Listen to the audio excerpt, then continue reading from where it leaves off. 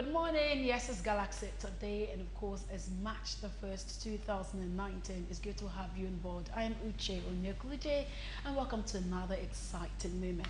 Okay, today we'll be going on a roller coaster all with you today, and it's going to be just me and, of course, our guest in the studio. All right, for the past few days or a couple of weeks now, we've been discussing elections, we've been discussing who's going to win and who eventually won, and of course what Nigeria will be in the next 4 years. But today we'll take a bit of, we'll divert a bit, we'll look more into the power sector and as well as a bit of entertainment, to launch us into the weekend. I must say that it's a good way to start March. Starting March on a wet day is a very good thing. For those of you who can remember, I think this was how we started February and then took it all into March. Maybe April is going to be that way. All right, welcome. So today we'll have a guest in the studio who's been more like a regular guest. For those of you who's been on with us and been listening to our power discussions, you already know whom we're looking at. This morning we have a man who I'll call the MD CEO of Itfan Power Engineering Consultant, and he's here with us in person of engineer Idowu Oyebanko. And he's not just here, he'll be looking into estimated billing, looking particularly into providing meters for all Nigerians. Good morning, good to have you on the show. Thank you, Richie. Do I say Happy New Year? Oh, thank you very much. It's always a pleasure to be with you and the team here. All right, sir. Good to have you. Okay, so before we go into what we want to talk about, the elections, the presidential elections just held, and before the election, there was a postponement of the election. Nigerians all went, and finally, the election held and results are out. What's your reaction to all this? Well, I don't have any reaction to electoral matters. I'm a technical person, and all I discuss is on power systems. Okay, but then the power system is also something that is affiliated with the federal government. There's no how power can function without the government involved in it. So how do you think this will take a toll on the power Well, sector? what the government has done now is to create a regulation that can help all of us as consumers. Okay. We're talking about the meters that we don't have all over Nigeria. That affects all of us. So this meter asset provider regulation that we are looking at is a means which the Ministry of Power has ensured the policy that will help us to have meters. I see. Okay, so I know that IPEC will be hosting a 2-day seminar. I'd like us to first talk about MAP. Tell us about the meter asset provider. What exactly is that? Thank you very much. You defined it correctly, the acronym MAP, M-A-P. Meter asset provider. So the consumers, all of us consumers, need meters. We want meters. Consumers are tired of paying for darkness. They don't want estimated bills. These schools have invested so much so far in the power sector, but they have said they have not been getting enough money back from their investment. They can't recoup. So they don't even have enough money coming in as what they have claimed, talk less of installing meters for us. So what the government has done through the Ministry of Power, through the Nigerian Electricity Regulatory Commission, NERC, is to take that burden of providing meters for Nigerians away from the discos.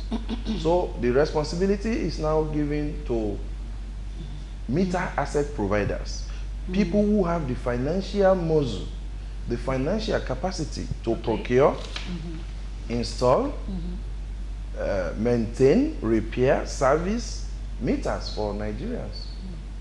So this is what the meter asset provider regulation is trying to say. The opportunity is now there for people who have the finance to come into this business and seek to provide meters for Nigerians.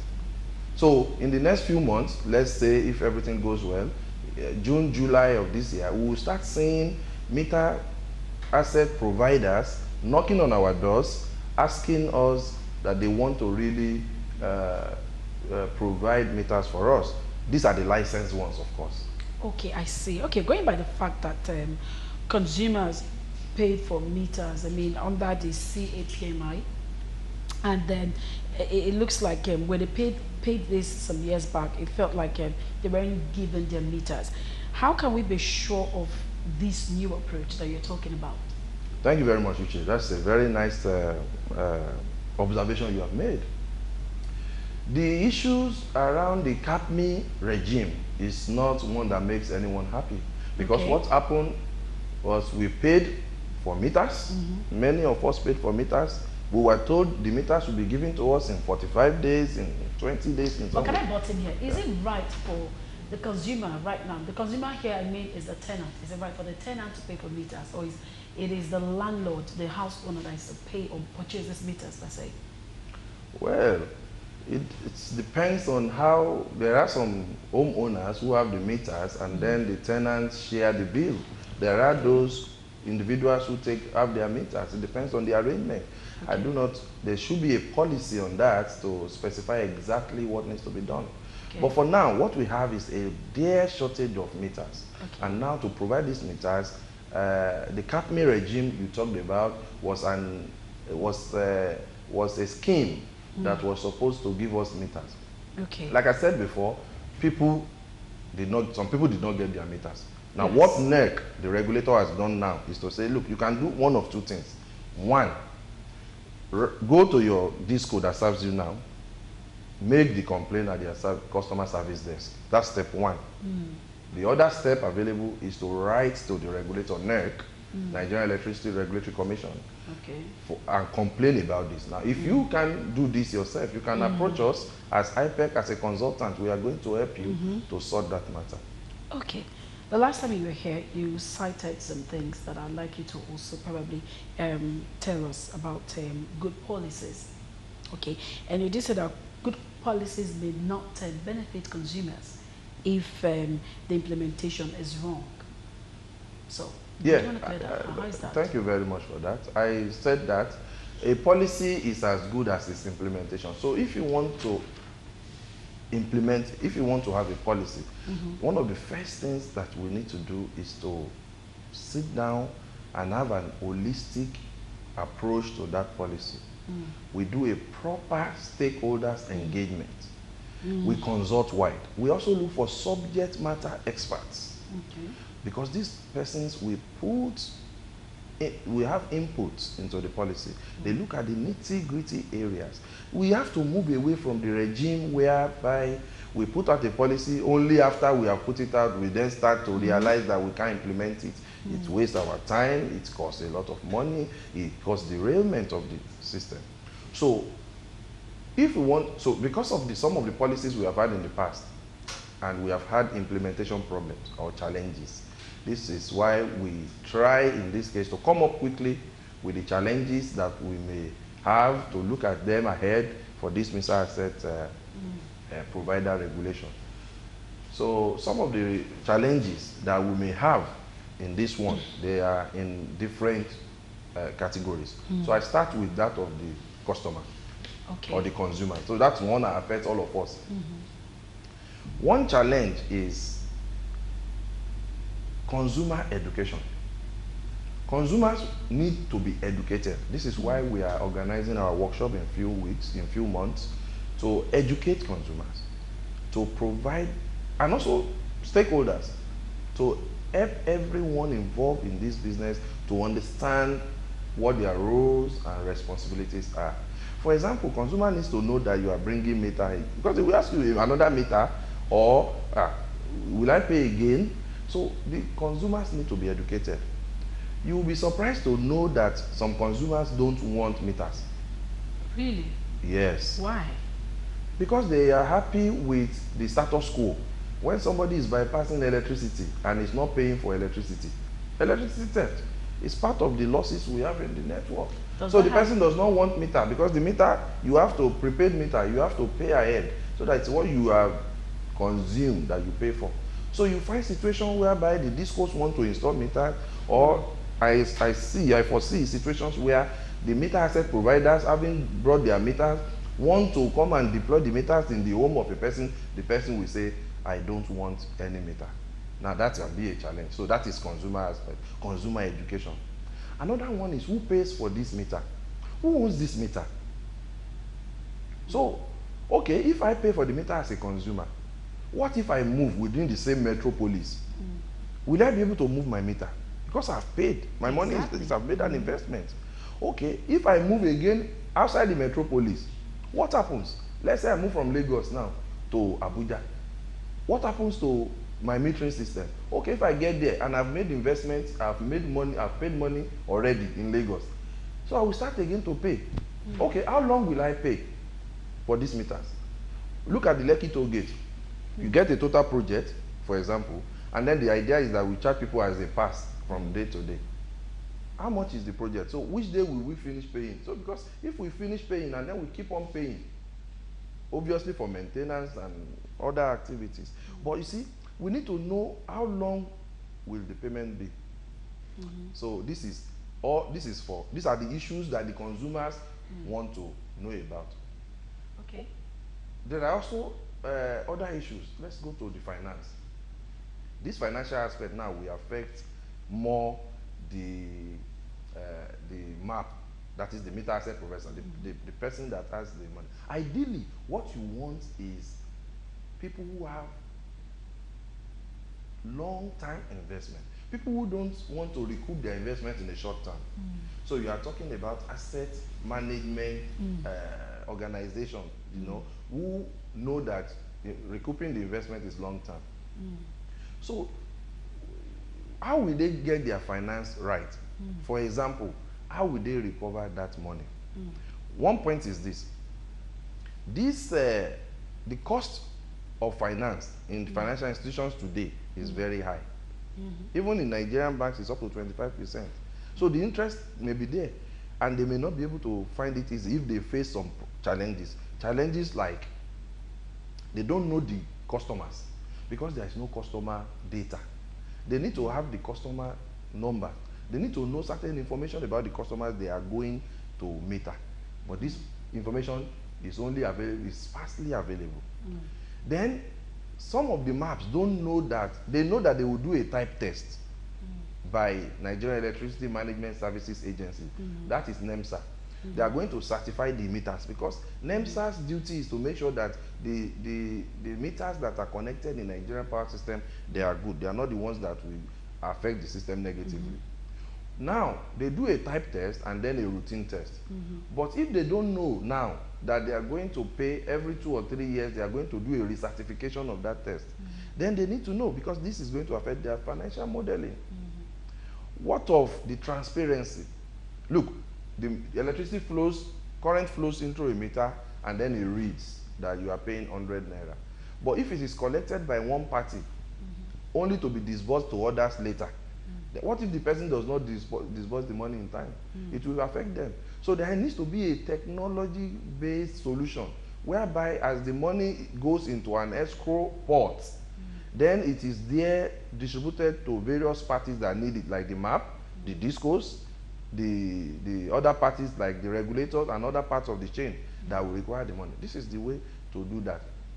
Another thing that can affect the MAP, which they need to consider, is the level of investment that may be required on the network.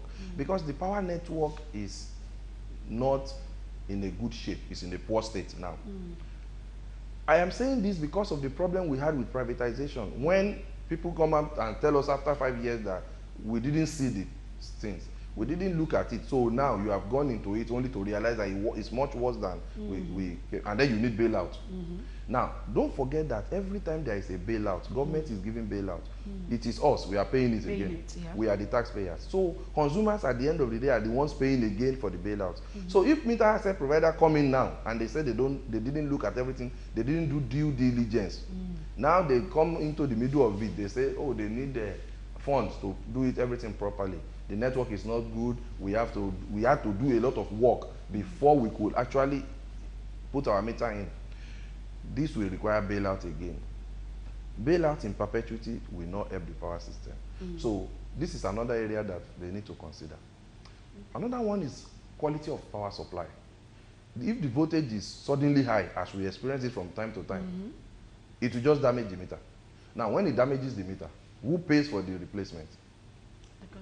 Who is your, so who pays for the replacement? And if it's 20 in a street or 500 in an area, does the map have that spare capacity to replace them? Because in the regulation, a number of days have been specified for them to replace any 40 meters. Let's say 2 days. So are you able to replace 500 in 2 days when actually you didn't expect that event? Now, who caused the high voltage? So all of these issues have to be identified. Low voltage, there is a minimum amount of voltage that the meter will not work. So, or it's not giving an accurate representation of the current flow. So somebody is cheating. So all of these things have to be well articulated. Standards of meters, specification of meters, all of these things have to be drawn up ahead, made to be in public domain so that everybody is clear as to what is required. Another one is when you are using generator in your house, you suddenly use your auto changeover. Sometimes you come back, you said you have loaded credit on your meter, and then suddenly your meter is going, you are not in the house, you didn't use anything, you are using generator. Yes, if you have a common neutral, your current is flowing through your meter. So your meter is reading, so you are paying for fuel. At the same time, you are also in for darkness because you are using your generator. So we have to certify the correct installer. And this is one of the areas IPEC will be able to help the industry, help NEMSA or assist in providing the technical support to ensure that we certify the right people. They have the right authorization. Look, we can give them a phone number, a dedicated phone number for a customer to text to and say, look, I have this meter. It's number this. Is this certified? We can say yes, so that they know that it's true. Or this installer is coming to install here. Does he have the right certification? You know, you have your certificate. And the meter will have a certificate or a stamp from NEMSA on it, which you will know quickly that yes, this is a certified meter and this installer is also a certified installer. Because if the installer does some rubbish work in your house, you will be the one paying for it. One example is the earthing system. Okay. The earthing system in your house refers to the general mass of the earth. Current flows to the general mass of the earth, and it's an unlimited amount of current that can flow there. However, if the earthing is poorly designed, when you are having current flowing into your house for your appliances, some of them will just be leaking into the earth. What that means is you are also paying for electricity you are not using. Okay, so, but don't you think the distribution companies are the ones deliberately denying consumers access to prepaid meters because they gain some kind of, they have this kind of illegal estimated bill and they gain from it? Do you not think it's a deliberate thing?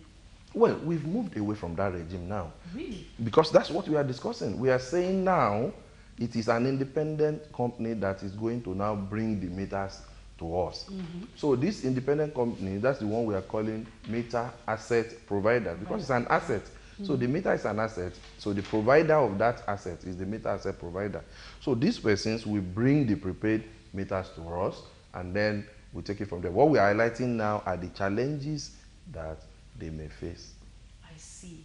Okay, but I'd like us to go back to consumer education, like you said earlier. It looks like a whole lot of people aren't educated about this beyond meter when it comes to power and when it comes to supply and the rest. I'd like us to really educate. From the pictures that have been rolling on there, you see that some people stay very close to high tension. Some of them even go as far as spreading their clothes on, you know. This, now you're smiling because you know what I'm talking about. Looks like a whole lot of we consumers are not properly educated. We don't know the health implications of this.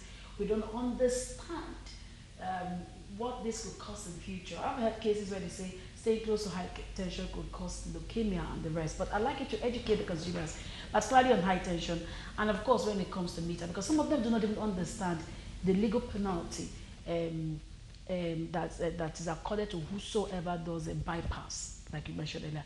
Can you just please sum up and try to educate us on this? Yes, thank you very much for that expose. That's a big task, but I will try to simplify it. Please do. The main reason a power system exists is for customers to be happy. Any power system where the customer complaint level is so high on Twitter, on the Facebook, on social media, by WhatsApp, by physical assault, by placards. Any power system like that is a non-existing power system.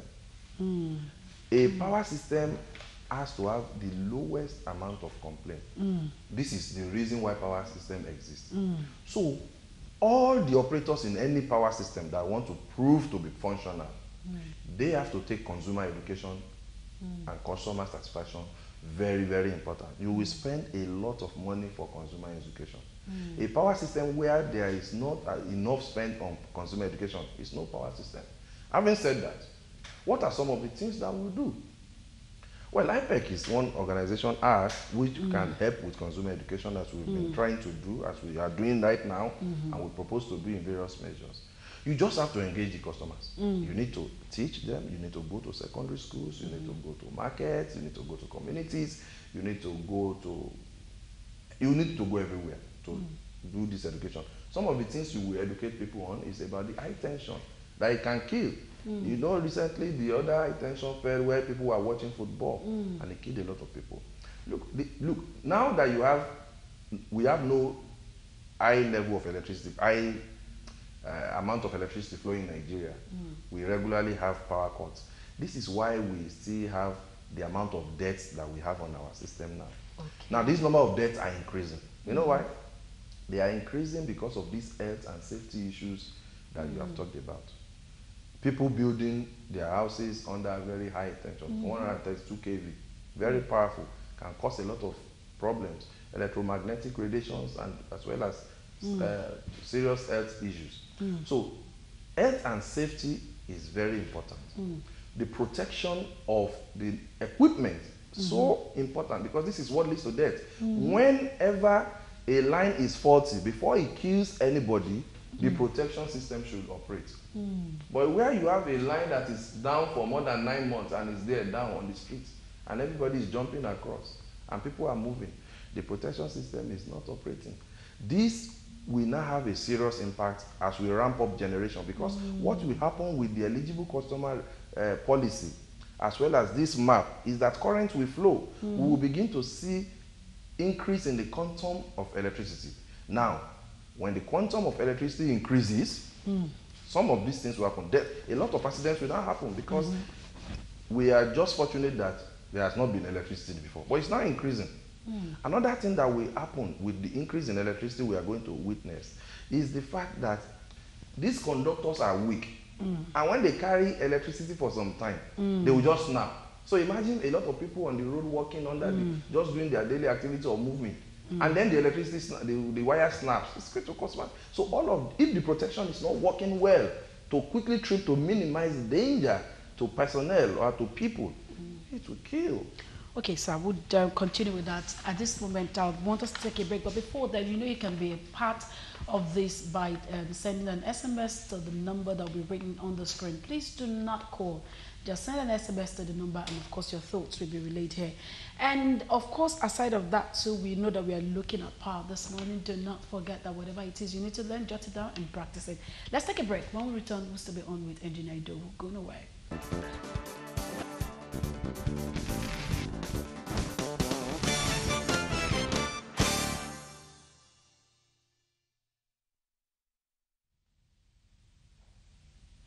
Welcome back. It's the Galaxy today, and of course, we're on with Engineer Idowu. Okay, sir, before we went on break, someone sent a question and I'd just like to take it. This one said, "Good morning, sir. I bought a meter as a tenant and my landlady is not saying anything about refunds. When I'm moving to another place, can I move with my meter to the new place?"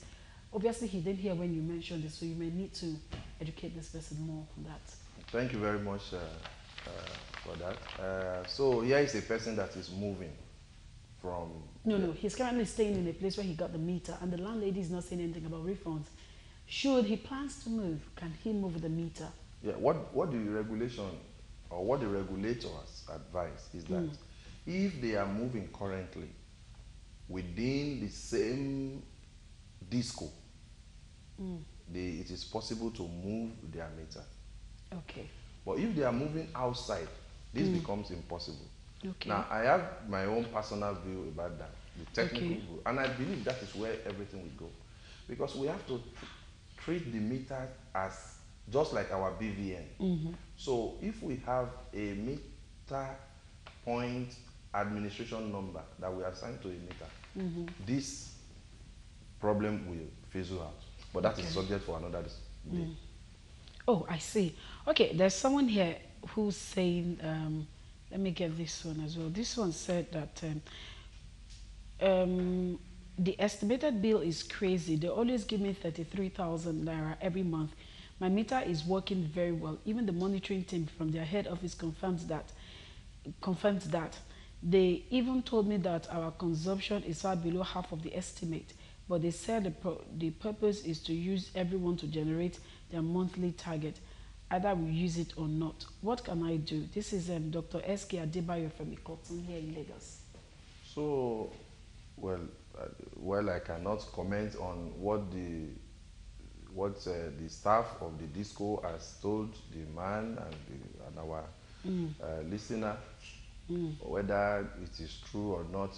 But it seems the meter is not well installed, and maybe the installers fiddle, because you have problem with consumers who are the ones telling the installers to help them fiddle with the meters, and then they bypass meter or make it to be faster. A lot of problems. So there needs to be a standard. Okay, about that bypass, is there a legal penalty for anyone who bypasses his? Yeah, there is definitely a bypass. But look, if we do not put a very severe penalty or a deterrent, when you make a law or a policy and you don't want humans to do something, it's only deterrence that can make it. If you have in advanced communities where you have speed cameras, that's the only reason why most people obey the speed limit. It's because the camera will pick you up and then it's linked to your address.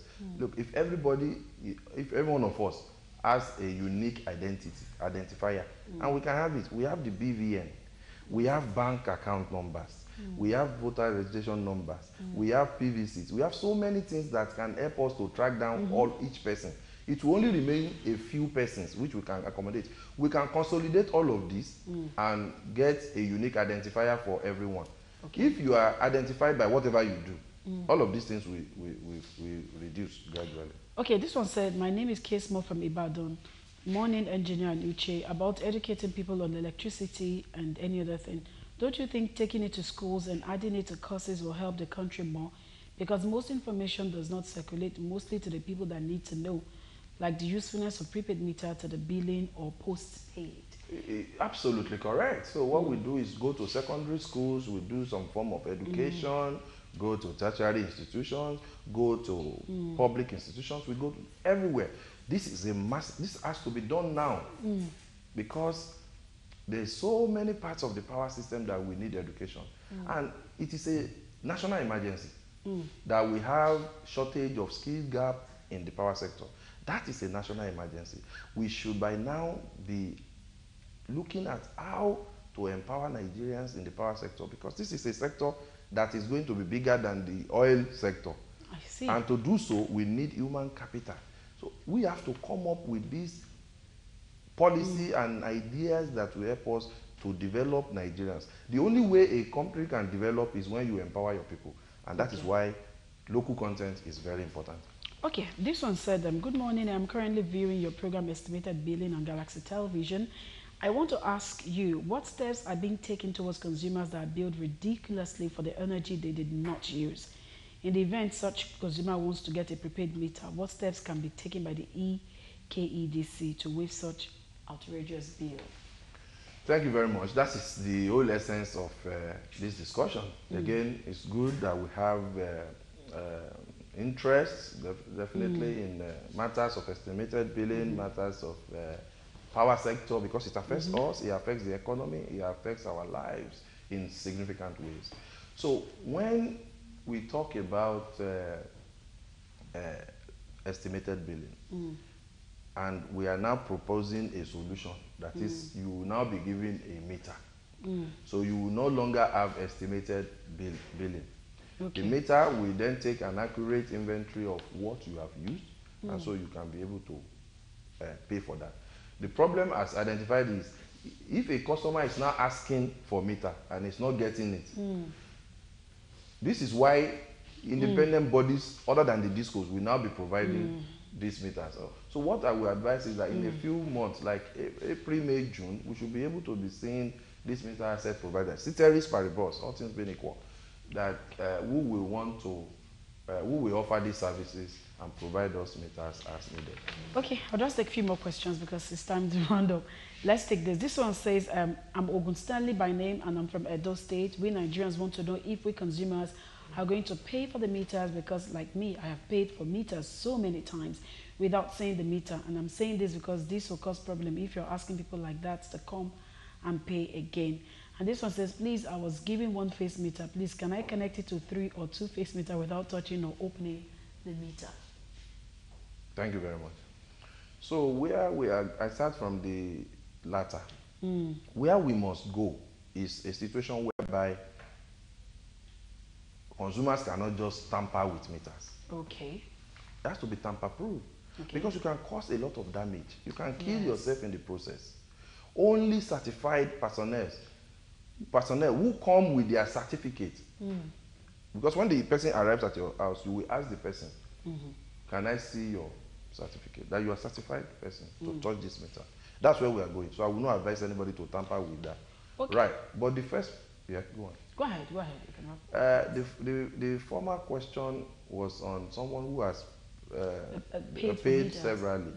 This is a sad reality, and this affects so many consumers. So you have Consumer Council, and we have Consumer Protection Council. We have various organizations who are fighting for consumer rights. What we are doing also in terms of advocacy, in terms of educating the consumer, is part of helping consumers. It's something that is passionate to my very soul. So while that situation occurred before, the situation is changing. Okay. If the meter asset provider comes, we have been told that, okay, let's look at it ab initio. Okay. Initially, we all pay a percentage of our tariff is for the meter. So this is not new. We are already paying for meters. Yes. So technically speaking, it's not new. So we have to pay. Okay. Lastly, before we let you go, this one says, is auto reclosure illegal? Auto reclosure. Yes, is it illegal? When you say auto reclosure, for a power system engineer like myself, I could relate that to our way of reclosing circuits when there is fault, and I guess that's not what that person is trying to say. So I don't know what the person is trying to talk about, because auto reclosure is when we have a problem on the network and there's fault and our line is down. But because it's a transient fault, which means it's not lasting long, we are going to close that circuit again and it stays on after deionization of the air and so many parameters. Okay, thank you so much, sir. It's been a very good time sitting here and being educated, and I hope those at home got a couple of things to go with. We've been speaking with Engineer Idowu Oyebanko. He's the MD CEO, Itfon Power Engineering Consults, and of course his son, who's been in the power sector. We do hope that IPEC, with the seminar they're coming up with, would be able to educate people more. Thank you so much, sir. We do hope to have you soon again. Thank you very much, Uche. It's a pleasure. And of course, to do